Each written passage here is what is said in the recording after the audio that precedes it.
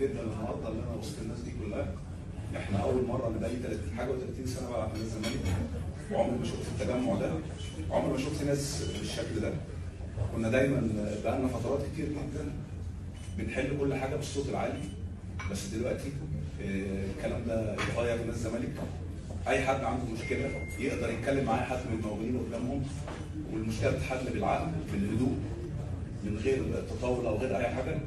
فانا مبسوط ان انا وسطكم، وبالنيابه عن الفرقه انا بقول لكم الفرقه الفتره اللي جايه دي ان شاء الله مزيد من البطولات. الناس دي بتحب الزمالك فعلا.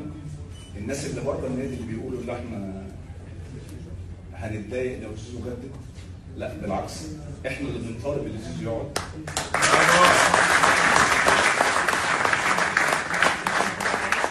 احنا بنطالب ان مستر جوميز يكمل معانا.